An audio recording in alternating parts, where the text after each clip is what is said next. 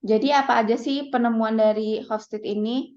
Nah, ini ada 5 dimensi budaya yang dapat ditemukan oleh Hofstede. Yang pertama ada power distance.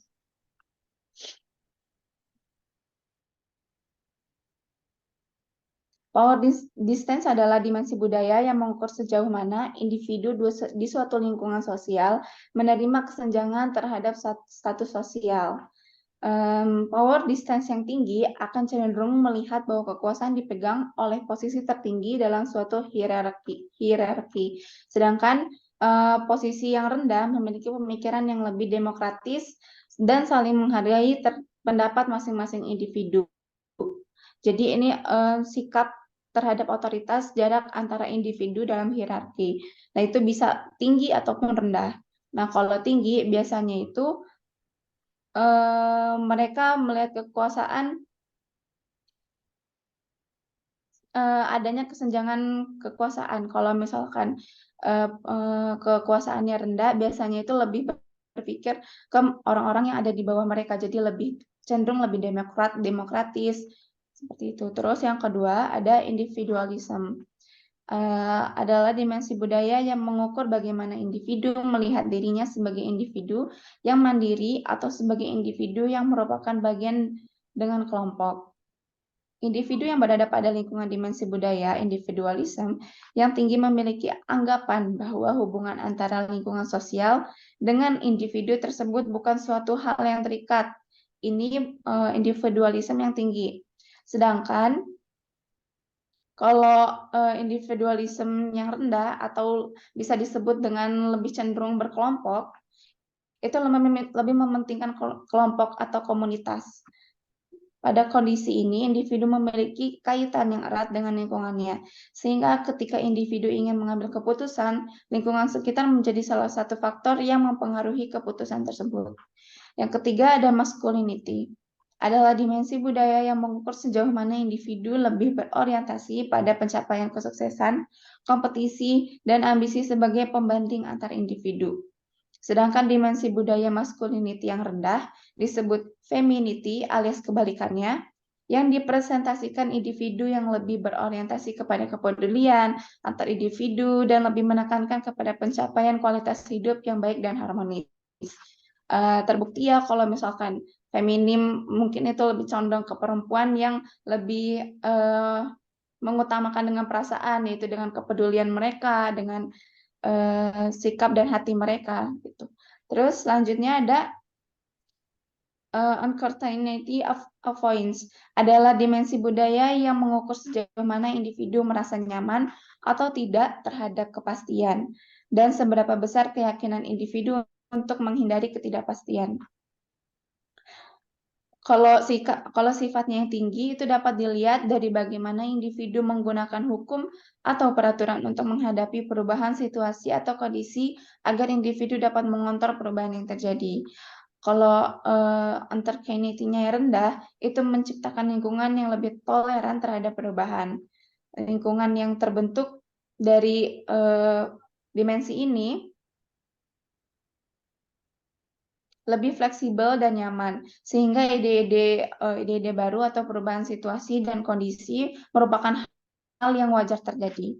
Yang terakhir ada long-term orientation, adalah dimensi budaya di mana individu memikirkan akibat jangka panjang yang terjadi ketika mereka sekarang melakukan suatu tindakan. Individu dengan dimensi budaya long-term orientation yang rendah disebut short-term orientation atau kebalikannya, yang dipresentasikan budaya masyarakat yang berorientasi pada jangka pendek, yaitu fokusnya terhadap masa lalu dan masa kini. Next. Selanjutnya akan disampaikan oleh rekan saya, Adila. Baiklah, materi selanjutnya yaitu ada kritik dan tanggapan terhadap dimensi Hofstede ini. Ada dua kritik utama, yaitu metode penelitiannya dan ciri-ciri kebudayaan nasionalnya. Nah, terdapat kritik terhadap metode penelitian yang digunakan oleh Hofstede ini dalam studinya mengenai dimensi budaya. Nah, salah satu kritik utamanya itu adalah penggunaan kuesioner sikap sebagai metode utamanya. Nah, beberapa itu berpendapat bahwa budaya itu memiliki banyak tunggal ini tuh tidak mungkin mampu secara akurat merepresentasikan keragaman nilai-nilai dan norma budaya. Nah, secara keseluruhan, kritik terhadap metode penelitian Hofstede ini meliputi keraguan terhadap representativitas responden, relevansi nilai-nilai budaya yang diidentifikasi, dan apakah hasilnya dapat diterapkan pada berbagai konteks organisasi dan budaya nasional. Nah, kritik selanjutnya yaitu ciri-ciri kebudayaan nasional. Nah, tinjauan kritis terhadap dimensi yang digunakan Hofstede ini tuh mengungkapkan beberapa pertanyaan mendasar. Nah, para kritikus itu meragukan apakah 5 dimensi tersebut itu bisa sepenuhnya mencakup kompleksitas budaya nasional. Nah, mereka itu juga mempertanyakan independensi masing-masing dimensi. Nah, kritik juga diarahkan pada cara Hofstede itu memetakan budaya pada kontinum tanpa mempertimbangkan situasi spesifik yang mempengaruhinya. Nah, jadi secara keseluruhan banyak keraguan muncul tentang kesesuaian dimensi Hofstede dalam menggambarkan keragaman budaya secara memadai, independensi dimensi, serta pemetaan budaya dalam kontinum tanpa mempertimbangkan situasi khusus. Nah, tanggapan dari Hofstede sendiri tuh, Hofstede merespon kritik terhadap metodologi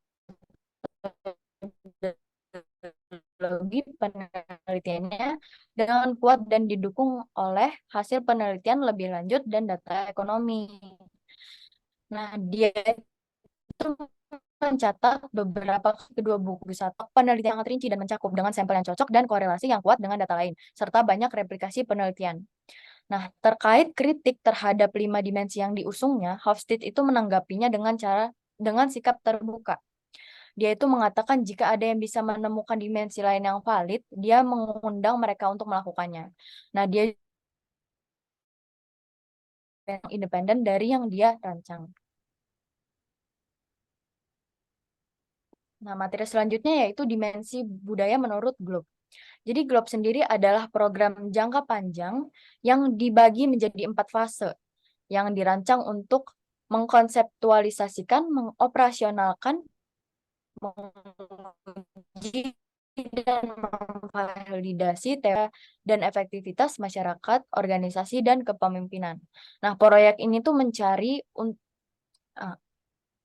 hasil proyek tahap kedua itu mengusulkan dimensi budaya yang memainkan peran dalam perbedaan sistematis dan konsisten antara kelompok nasional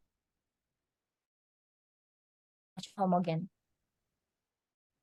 Nah, di sini tuh ada dimensi variasi budaya masyarakat. Jadi selama fase pertama proyek GLOB itu, para peneliti itu mengembangkan 9 dimensi variasi budaya masyarakat.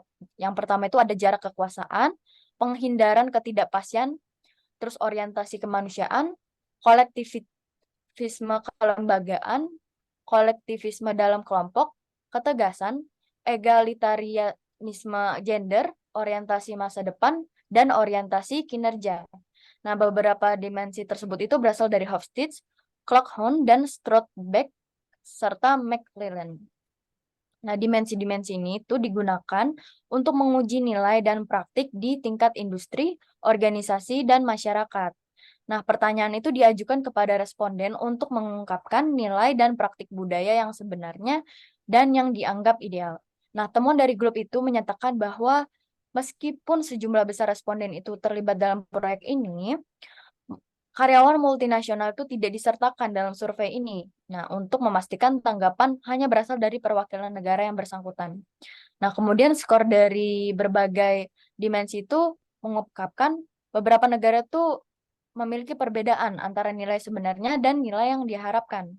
Nah, proyek GLOB juga mengusulkan 6 dimensi kepemimpinan yang membantu memahami perbedaan persepsi kepemimpinan di berbagai negara. Nah, metodologi yang digunakan dalam proyek ini tuh berfokus pada penelitian yang spesifik untuk masing negara dan hasilnya itu akan dikumpulkan dalam kelompok-kelompok tertentu. Nah, selanjutnya ada dari dimensi hingga klaster. Nah, dalam menghadapi berbagai keragaman budaya, itu pasti kita berupaya untuk membangun suatu kerangka yang memungkinkan pengelompokan budaya itu berdasarkan kesamaannya. Nah, ini tuh akan memberikan kesempatan bagi mereka yang terlibat dalam lingkungan multikultural untuk mendapatkan pemahaman yang lebih luas. Nah, faktor-faktor seperti agama, bahasa, geografi, dan etnis itu dianggap memiliki relevansi. Begitu juga dengan sikap dan nilai-nilai yang terhubung dalam dunia pekerjaan. Nah, konteks sejarah dan persamaan ekonomi itu juga dianggap memainkan peran penting dalam proses pengelompokan ini. Nah, hasilnya itu mengidentifikasikan bahwa berbagai negara itu telah dikelompokkan menjadi 10, setidaknya 10 kelompok berdasarkan perhitungan rata-rata jarak dalam dimensi budaya. Nah, kesimpulan dari materi pada bab ini yaitu dimensi budaya Hofstede dan Globe itu adalah dua kerangka kerja yang digunakan untuk memahami variasi budaya di antara berbagai negara dan kelompok masyarakat. Nah, kedua pendekatan ini tuh memberikan wawasan yang berharga tentang perbedaan budaya di seluruh dunia.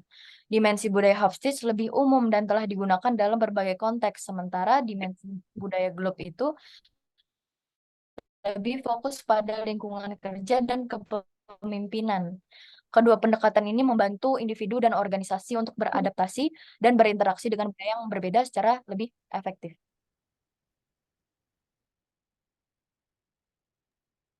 Sekian materi dari kami. Jika teman-teman semua ada yang kurang jelas, boleh ditanyakan. Ya, terima kasih. Silakan pada yang lain kalau ada yang ingin ditanyakan. Di kolom chat ada Saringatun.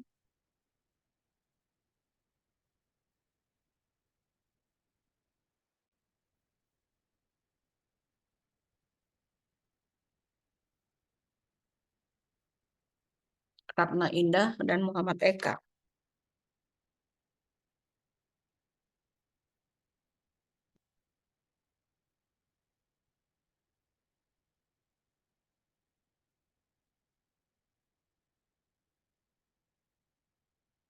Ya, silahkan ditanggapi pertanyaan dari Saringatun, Ratna Indah Wulandari ataupun Muhammad Eka Ardiansah.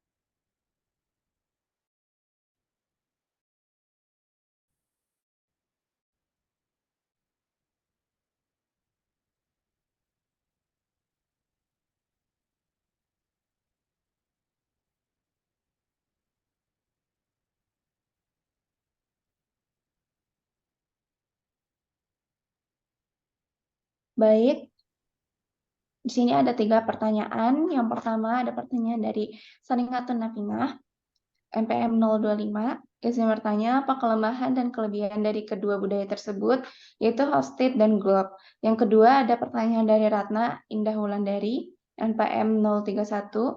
Dari kelima dimensi budaya yang telah dijelaskan, termasuk dalam kategori dimensi budaya manakah Indonesia, dan mengapa Indonesia masuk ke dalam kategori dimensi tersebut? Terima kasih. Yang ketiga ada Muhammad Eka Ardiansyah, NPM 089. Bagaimana budaya Indonesia dinilai menurut Globe dalam hal praktek orientasi mahasiswa, kolektivisme, jarak kekuasaan, dan penghindaran ketidakpastian? Oke, mungkin saya akan jawab pertanyaan dari Ratna Indah Wulandari dulu. Pertanyaannya, dari kelima dimensi budaya yang telah dijelaskan, Indonesia masuk kemana? Dan mengapa Indonesia masuk dalam kategori dimensi tersebut? Oke, karena ini kan saya tadi menjelaskan mengenai 5 dimensi budaya menurut Hofstede. Nah, kalau menurut saya Indonesia masuk ke dalam 5 dimensi tersebut. Karena orang-orang di Indonesia itu yang pastinya sangat heterogen, tidak homogen gitu kan. Dari jenis kulit, mau yang putih, mau jenis kulit sawo matang, mau yang seperti apa, mau yang dari putih juga, itu pasti ada. Dan ini dimensi itu kita berbicara tentang sikap perilaku gitu. Jadi apa yang ada di otak manusia, apa yang ada dijelaskan menurut dimensi budaya tersebut pasti ada di setiap penjuru Indonesia ini, daerah-daerah gitu. Jadi Indonesia itu tidak homogen. Yang pertama yaitu tidak berpatokan dengan satu dimensi budaya aja, tetapi kalau menurut saya 5 dimensi itu Indonesia pasti ada seperti itu.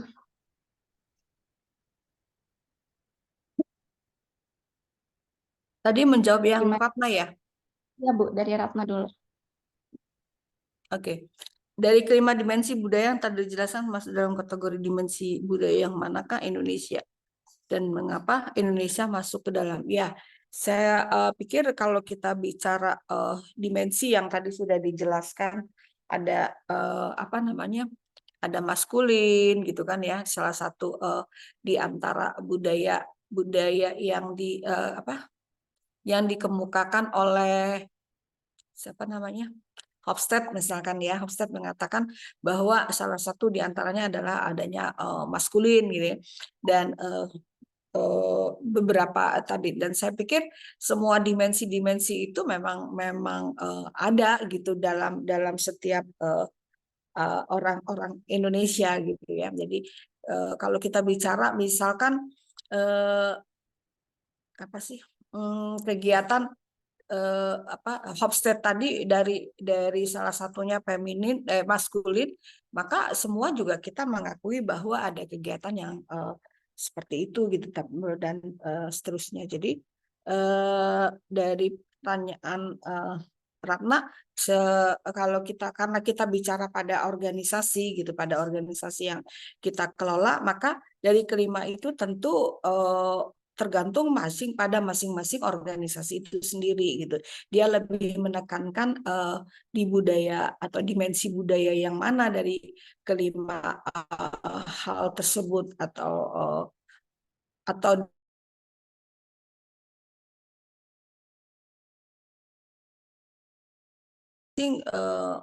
kita berbeda satu dengan yang lain, karena itulah yang membedakan apa sebuah organisasi gitu, keunikan organisasi. Mungkin ada yang dia lebih menekankan kepada pengembangan inovasi mungkin gitu, terus dengan pengambilan resikonya. Tapi mungkin juga ada budaya yang lain lagi gitu, dia lebih menekankan kepada satu orientasi tertentu, katakanlah misalkan orientasinya kepada hubungan kemanusiaan gitu, lebih seperti itu. Jadi menurut saya sih ya relatif tergantung kepada masing-masing keyakinan organisasi itu, dia akan masuk yang kemana gitu, sehingga ada keunikan antara satu dengan yang lain. Jadi kalau seandainya nanti suatu saat Anda dari satu organisasi pindah ke organisasi lain gitu, dan mereka masing-masing punya budaya,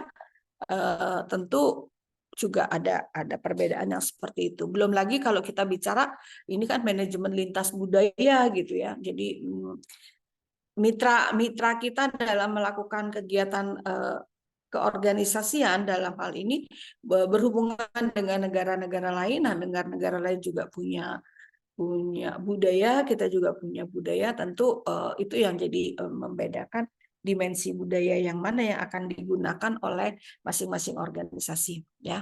Pada prinsipnya sih ya relatif hampir sama lah semua organisasi. Itu mungkin tambahan saya untuk Ratna. Baik Bu, terima kasih. Ya, terima kasih Bu. Ya. Ya, pertanyaan dari Saningatun. Apa kelemahan dan kelebihan kelebihan dari kedua budaya tersebut, yaitu Hofstede dan Globe. Saya akan jawab kelebihan dan kekurangan dari Hofstede dulu. Mungkin kalau misalkan kekurangan bisa kita lihat dari kritik terhadap penelitian Hofstede aja gitu kan. Karena ini sudah mewakili orang-orang yang mungkin mengetahui gitu, mungkin ikut meneliti juga atas penelitian beliau. Jadi kritiknya itu tadi, kalau secara keseluruhan, keraguan tentang representativitas responden, revalensi nilai-nilai budaya yang diidentifikasi, lalu konteks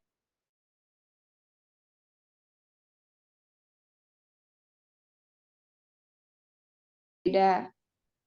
Terus yang kedua, pendekatannya itu tidak tunggal, tidak fleksibel, dan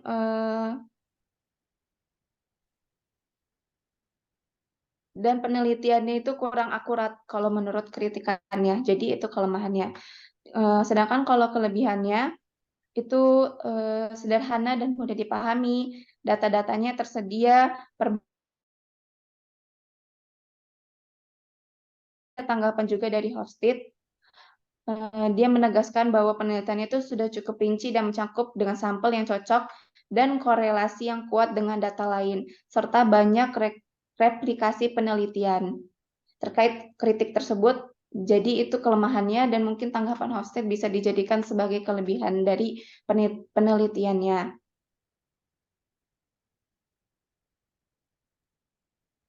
Izin melanjutkan, untuk kelebihan dan kekurangan dari Globe sendiri, itu kelebihannya sendiri, dia itu memperhitungkan kompleksitas. Jadi Globe ini tuh memperluas dimensi budayanya itu dengan mempertimbangkan faktor-faktor kayak faktor agama, sejarah, ekonomi dalam analisisnya itu.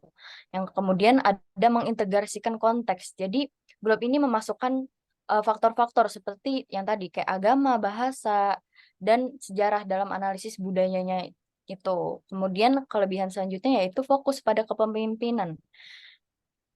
Nah, jadi Globe itu secara khusus fokus pada aspek kepemimpinan budaya dan memberikan pandangan yang dalam tentang bagaimana budaya itu mempengaruhi praktik kepemimpinan di berbagai negara.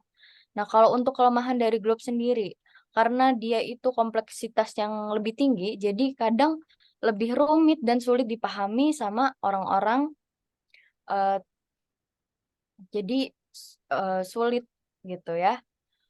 Kemudian kurangnya data konsisten. Nah, karena Globe ini memiliki banyak dimensi dan faktor, nah data yang diperlukan itu pasti lebih sulit untuk dikumpulkan, apalagi membandingkan antar negara ya. Nah, kelemahan selanjutnya yaitu keterbatasan pada kepemimpinan. Karena tadi dia itu fokus pada kepemimpinan, jadi ada kemungkinan dia itu mengabaikan aspek-aspek budaya lain yang mungkin penting juga gitu. Eh, Itu mungkin jawabannya gimana, Saringatun? Sudah cukup jelas. Terima kasih atas jawabannya. Ya, kalau kita membaca di buku itu memang untuk Globe ini dia lebih menekankan kepada, atau benar tadi fokusnya gitu, dia lebih kepada leadership dan organization behavior gitu ya. Jadi dia lebih kepada kepemimpinan dan juga pada perilaku organisasi yang dicoba dilihat dari lintas kultural, lintas culture yang mengenai kepemimpinan ini seperti apa gitu yang harus dilakukan. Memang agak berbeda dengan Hofstede gitu ya, apa yang dikemukakan oleh Hofstede. Nah, kalau ditanya kelebihan, kekurangan ya kadang-kadang relatif ya, sangat-sangat relatif menurut saya. Kenapa saya katakan relatif ya, tergantung gitu, tergantung negara mana yang akan kita lakukan nanti di pertemuan berikutnya kan, kalau sudah mulai ini budaya di Amerika, ini budaya di Timur gitu, di Asia, ini Asia dan Afrika gitu kan, nanti kalau terlihat ada memang perbedaan itu gitu. Nah, jadi pendekatan budaya atau dimensi budaya yang dikemukakan dua ahli ini, saya pikir itu tergantung juga sangat-sangat tergantung gitu ya. Walaupun mungkin dari semua dimensi itu bisa masuk gitu, bisa ada di dalam prakteknya gitu, praktek untuk melakukan kegiatan manajemen lintas budaya. Seperti tadi pada saat kita membicarakan Hofstede 5 dimensinya kan ada jarak kekuasaan, mungkin semakin jauh gimana, dia semakin dekat seperti apa dan seterusnya. Jadi apa yang ditanyakan oleh Saringat, apakah kelemahan dan kelebihan dari kedua budaya tersebut, yaitu yang dikatakan oleh Hofstede dan Globe ini, dia jelas tadi berbeda. Kalau Hofstede kan dia tidak ke leader dan perilaku organisasi, dia lebih kepada individual gitu. Tapi kalau si Globe ini kan lebih kepada leader dan juga perilaku organisasional behaviornya gitu. Ya, itu mungkin tambahan saya untuk Saringatun. Selanjutnya silakan. Saya akan menjawab pertanyaan dari Muhammad Eka Ardiansah. Jadi untuk budaya Indonesia dinilai menurut Globe dalam praktik eh, orientasi manusia, kolektivisme, jarak kekuasaan, dan penghindaran ketidakpastian. Jadi untuk praktik orientasi manusia di Indonesia ini tinggi ya, karena di Indonesia ini kan orang-orangnya perhatian terhadap sesama, terus kemudian saling peduli dan menganggap kerjasama di Indonesia itu penting gitu. Jadi praktik orientasi manusianya tuh tinggi karena mereka tuh juga cenderung empati dan memiliki relasi antarpersonal yang positif ya terhadap sesama. Nah, kalau kolektivismenya itu juga tinggi karena ya tadi karena di Indonesia itu menganggap kerjasama kelompok itu penting gitu. Dan Indonesia juga memiliki solidaritas yang tinggi juga dan memiliki ketergantungan terhadap sesama gitu. Jadi kolektivismenya tinggi. Nah, kalau untuk jarak kekuasaannya itu juga tinggi ya di Indonesia karena kita bisa lihat kalau di berbagai tempat itu semakin tinggi kekuasaan mereka itu mereka semakin punya power gitu, semakin punya kekuasaan gitu kan. Dan di Indonesia juga terkadang status dan kekuasaan itu tuh dianggap penting. Jadi jarak kekuasaannya itu tinggi. Kalau penghindaran ketidakpastian. Nah, kalau penghindaran ketidakpastian di Indonesia itu rendah karena di Indonesia itu kan orang-orangnya terbuka ya terhadap perubahan. Jadi eh, mereka juga memiliki tingkat toleransi yang tinggi. Jadi ya mereka apa cenderung menghadapi resiko juga gitu. Jadi penghindaran ketidakpastiannya itu rendah di Indonesia. Gitu Ardi. Ya, pertanyaan Ardi kan bagaimana budaya Indonesia dinilai menurut Globe dalam hal praktek orientasi manusia, kolektivisme, jarak kekuasaan, dan penghindaran ketidakpastian. Di awal kan sudah dikatakan bahwa titik tolak atau fokus dari budaya oleh Globe ini kan dia lebih kepada leader tadi ya, leadership, kepemimpinan, dan juga pada perilaku. Jadi perilaku organisasi ya, keperilakuan, jadi organisasional behavior. Nah, jadi kalau ditanya dalam hal praktek orientasi manusia ya memang ya ingat pada saat kita membicarakan misalkan perilaku individu gitu dari sikap, persepsi, motivasi dan juga emosi dan suasana hati gitu. Bagaimana seorang pemimpin mungkin di Indonesia lebih bisa memahami itu, artinya toleransinya adalah gitu ya, misalkan kita tahulah misalkan apa ya perlakuan seseorang, kenapa sih sikapnya atau dia selalu datang terlambat misalkan dengan kedisiplinan gitu, itu dimaklumi gitu. Tapi kalau di tempat lain mungkin dia tidak bisa melihat seperti itu gitu, misalkan pada praktek orientasi manusia gitu. Terus kita di Indonesia mungkin di kita pimpinannya, leadernya masih memahami kalau ada duka cita misalkan masih ada izin gitu, terus dan itu memang sudah ada diatur juga undang-undang, misalkan undang-undang ketenagakerjaan lah khususnya gitu, misalkan ada hak-hak cuti yang harus diberikan oleh ini, bukan berarti di negara lain nggak ada, tapi mungkin di kita masih relatif agak-agak tidak terlalu keras gitu loh, bahkan mungkin agak longgar gitu, jadi masih ada. Begitu juga dengan tadi jarak kekuasaan gitu, mungkin kita masih adalah gitu ketimuran orang-orang Indonesia antara atasan dan bawahan, mungkin masih bisa duduk bareng, masih bisa makan bareng gitu, mungkin masih bisa ini, tapi ya itu semua tentu tergantung kepada individu juga gitu. Kalau individunya merasa lebih dibandingkan yang lain, mungkin dia merasa lebih baik gitu. Bisa jadi gitu kan kita bicara kepada budaya itu kan lebih kepada apa ya, bias yang khas satu yang memang sudah diciptakan biasanya oleh si founder gitu ya, oleh si founder, oleh sebuah organisasi. Jadi merupakan satu kebiasaan yang bisa jadi gitu aturan itu tidak tertulis tapi sudah dilakukan. Jadi kalau ditanyakan tentang Indonesia ya memang seperti itulah gitu.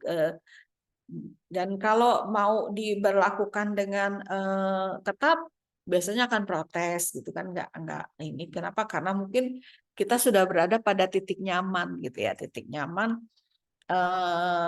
Sehingga dulu ya, sekarang memang sudah ada perubahan gitu.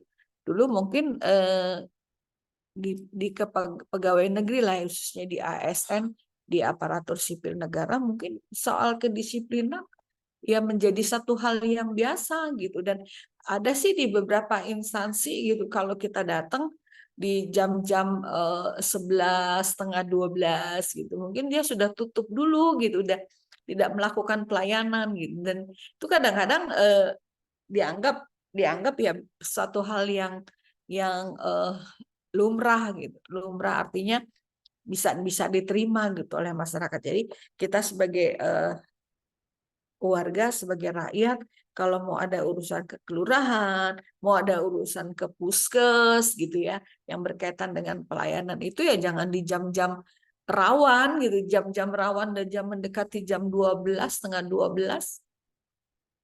Susah ya, nggak usah jauh-jauh lah, ngapain ngomongin orang gitu. Di Unila aja kalau ke rektorat kalau udah mau jam-jam segini udah pada kabur gitu. Nah, mungkin harusnya gitu kan, harusnya ada apa ya, ada perubahan gitu, ada perubahan. Dan ya walaupun sekarang sih sudah mulai lebih baik ya, lebih baik dengan artinya mendapat teguran kalau tidak masuk sekian hari gitu, sudah ada tegurannya, bahkan kalau sudah banyak hari yang tidak ini sudah dapat surat peringatan untuk mengundurkan diri gitu sebagai dosen gitu, kalau sebagai dosen atau sebagai karyawan. Kalau dia sakit harus ada surat sakit gitu. Nah itu sudah mulai ada pergeseran, walaupun ya kadang-kadang kita yang sudah merasa nyaman tadinya gitu dengan waktu yang fleksibel, nggak bisa lagi dengan waktu yang fleksibel seperti itu gitu, karena ada tuntutan yang lain. Jadi lagi-lagi saya bilang gitu ya, mau budaya dinilai menurut Global dalam hal praktek budaya di Indonesia Global ini ya tergantung masing-masing pada organisasi itu lagi gitu. Kalau dia organisasinya swasta yang orientasinya memang profit motif, memang beda gitu. Jadi kalau dia terlambat itu ada satu bentuk punishment yang diberikan kepada karyawannya gitu. Kalau telat potong gaji sekian gitu. Potong sekian yang saya tahu. Tapi ada di instansi lain gitu yang juga perusahaan tapi karena dia BUMN gitu, BUMD itu lebih longgar gitu. Tidak ada masalah, nggak masuk jam 8 nanti datang jam 9, jam 10, it's okay aja, nggak apa-apa gitu. Yang penting bisa tetap melakukan pekerjaan. Tapi untuk di perusahaan-perusahaan swasta pada umumnya enggak gitu. Pada umumnya enggak gitu. Yang saya tahu beberapa yang saya tahu dia sangat saklek dengan kehadiran. Jadi kalau terlambat sekian menit itu sudah dianggap tidak hadir. Kalau dia tidak hadir berarti akan dipotong pendapatannya gitu. Jadi semakin berkurang itu sebagai bentuk punishment gitu. Jadi supaya kita melakukan penghindaran kan, penghindaran hal-hal yang akan merugikan gitu. Kalau terlalu banyak potongannya, misalkan satu kali tidak masuk 100.000 atau 200.000 gitu. 5 hari kerja dalam 1 minggu, katakanlah Senin sampai Jumat udah 500 sampai 1 juta gitu. Terus gajinya berapa? Kalau gajinya UMR, upah minimum kan 4 jutaan sekian. Udah kepotong 1 juta sendiri gitu. Kalau sampai 1 bulan begitu berarti pulang atau habis bulan ya nggak ada take home pay-nya gitu. Take home pay-nya habis kepotong dengan apa namanya? Sebagai bentuk punishment tadi gitu. Jadi kalau ditanya bagaimana budaya Indonesia dinilai menurut Globe, ini ya memang ya seperti itu gitu. Tapi saya lihat sih sekarang untuk ada perubahan-perubahan yang signifikan lah, perubahan yang nyata terlihat gitu. Seperti saat ini dosen lah yang saya tahu gitu kan sekarang udah mulai rajin nih gitu. Karena ditegur kalau nggak datang kampus atau minimal lah ngabsen gitu ya, minimal presensi lah gitu, presensi store muka gitu. Setelah itu jauh terserah gitu, tapi ada gitu ya. Itu mungkin tambahan saya, silakan kalau ada lagi yang didiskusikan.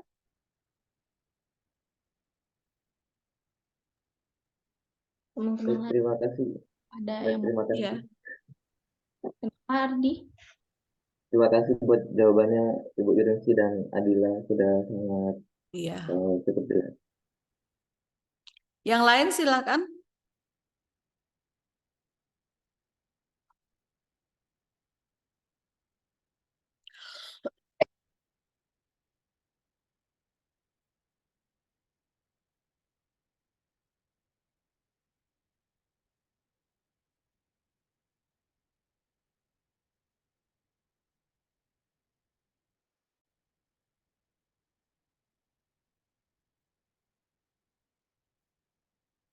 Ya, budaya yang dikemukakan oleh Hofstede ini memang merupakan hasil penelitian ya, penelitian yang dilakukannya dengan di 50 negara gitu ya, yang berbeda.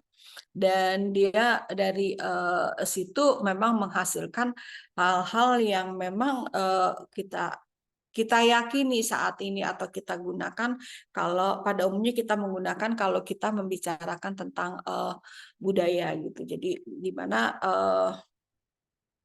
siapa namanya Hofstede ini mengatakan bahwa budaya itu the collective programming of the mind that distinguish the members of one group or category of people from another. Jadi jelas di sini bahwa ada kegiatan yang memang harus dilakukan oleh siapa namanya menurut si Hofstede dari hasil penelitiannya dengan lima dimensi budaya gitu. Nah, 5 dimensi budaya ini kalau mau diteruskan menjadi satu penelitian gitu bisa jadi gitu. Bagaimana untuk ke skripsi maksud saya 5 dimensi budaya atau penelitian tentang budaya menggunakan 5 dimensi yang dikemukakan oleh Hofstede. Tinggal kita mau objeknya apa gitu. Misalkan objeknya kepada kelompok milenial gitu, bagaimana mereka ininya gitu, tanggapan mereka tentang itu yang disusun dalam bentuk kuesioner, atau gitu bisa juga melihat dari budaya tidak terpaku oleh pendapat si Hofstede, tapi misalkan kita mau melihat apa ya, budaya hustle culture gitu ya, hustle culture dengan apa gitu, dengan variabel apa gitu. Dan di 2 tahun terakhir ini saya mencoba meneliti tentang hustle culture khususnya pada kelompok milenial gitu ya, dengan yang tahun sekarang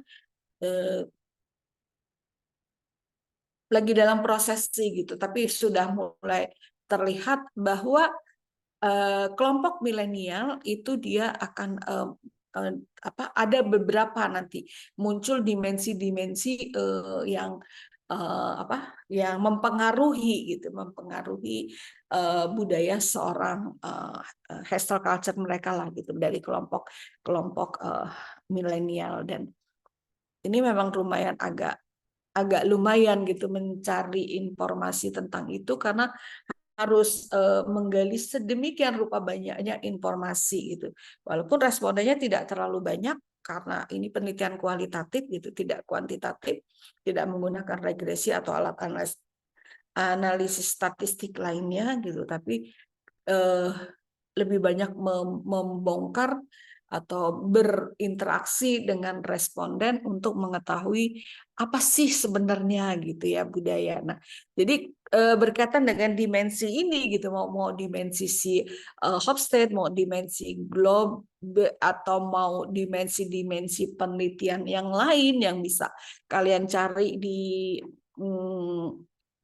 di Google gitu, ataupun dengan cara-cara yang lain gitu ya, mencari jurnal atau mau melalui Skyhope gitu ya, walaupun itu agak-agak mencuri sih, karena biasanya nggak terbuka gitu ya, terbuka tapi kita bisa mencari sehingga kita nanti bisa menemukan gitu. Saya mau nulis tentang budaya nih, budaya apanya nih gitu ya, budaya ya bisa juga kalau mau menganalisis komparatif gitu ya, budaya generasi ini dengan generasi ini dibandingkan satu dengan yang lain gitu, itu juga bisa gitu. Jadi banyak hal sebenarnya yang bisa kita lakukan dengan dimensi budaya ini. Tapi dalam kaitan saat ini materi kita ada hubungannya dengan bagaimana kita mengelola sebuah organisasi yang harus bermitra atau menjadi manajemen lintas budaya gitu, karena kita tidak sendiri tapi kita harus bekerja sama dengan pihak luar, dalam hal ini organisasi-organisasi di luar negara kita sendiri, sehingga ada perbedaan lah gitu ya. Yang udah pasti perbedaan waktu udah pasti gitu kan, ada yang bedanya sekian jam cuman, tapi ada yang bedanya sampai sekian belas jam gitu kan, tergantung kepada di mana kita. Jadi oleh karena itu kita harus paham sekali dengan yang namanya dimensi ini gitu, dimensi budaya masing-masing. Jadi perlu tahu kita mau kerjasama dengan mana nih. Oh Amerika tuh begini. Oh enggak, saya cuman ke Australia begini, kalau Singapura gini, kalau ini India begini dan seterusnya. Dan itu yang harus dipahami kita untuk menjadi seorang pimpinan dan manajer yang baik, yang bisa menghasilkan sesuatu. Itu ada pertanyaan lain, silakan. Setelah pertanyaan dari Saringatun, Ratna Indah, dan juga Eka Ardiansah. Saya tunggu kalau ada.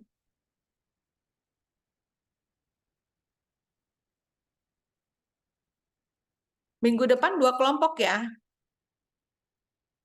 2 kelompok atau 1 kelompok kemarin saya baginya? 2 kan?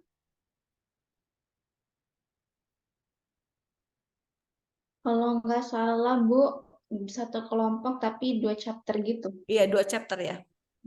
Lupa. Kemarin udah bagi kelompok belum sih? Sudah ya? Sudah, Bu. Sudah, Bu. Oke. Silakan kalau ada yang ditanyakan. Tapi kayaknya daftar kelompoknya belum saya upload ke ini ya.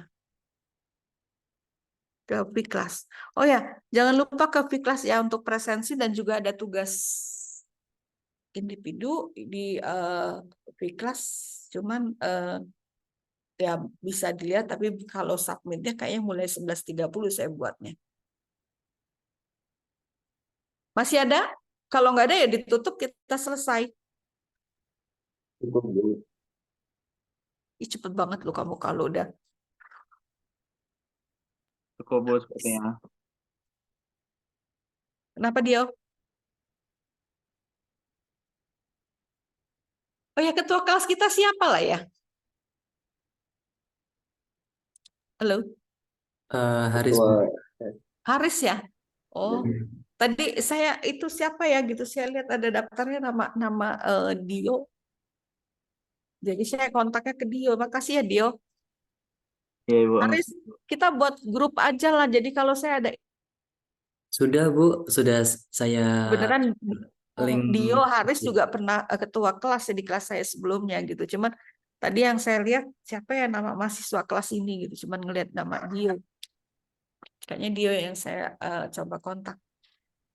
Mungkin bisa Dio Bu, ketua kelasnya gitu. Ya, Dio ketua kelasnya nggak apa-apa Bu. Ya, ya Bu, nggak enggak apa-apa, lah Bu. kalau sudah ke Haris nggak apa-apa Haris gitu. Haris juga pernah kan saya bilang Dio juga pernah. Cuman tadi itu saya nyempetin buka Siakadu gitu. Nah, mungkin nama Dio itu kan panjang tuh Muhammad Dio apa tuh Dio belakangnya. Jadi kelihatan banget gitu pada saat buka di kelas buka di mana Siakadu gitu. Makanya oh saya punya nomor Dio gitu. Kayaknya langsung kontak ke Dio. Maklum Haris, namanya orang udah tua itu lupa saya ini ketua kelasnya mana gitu. Siapa gitu. Yang ingat di ini aja gitu. Tapi intinya sih informasi itu nyampe aja lah gitu. Informasi itu nyampe ke kalian jadi saya nggak disalahin. Oh ibu nggak masuk udah sekian menit gitu. Oke, kalau tidak ada silakan ditutup dan kuliah bisa kita akhiri siang ini dan insya Allah kita jumpa lagi minggu depan dengan materi yang lainnya.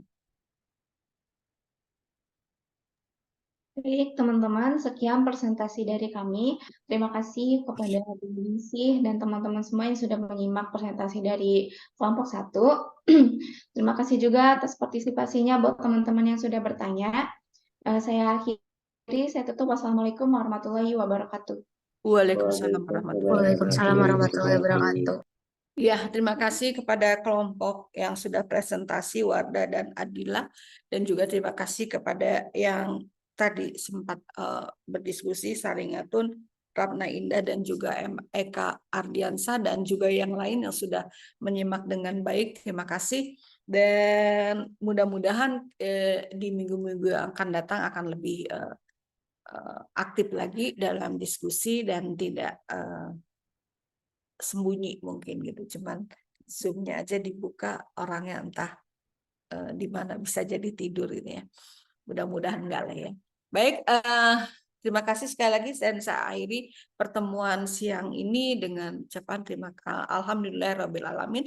Wassalamualaikum warahmatullahi wabarakatuh. Waalaikumsalam warahmatullahi wabarakatuh. Terima kasih Bu. Terima kasih Bu. Saya baru nutup aja udah langsung banyak yang keluar.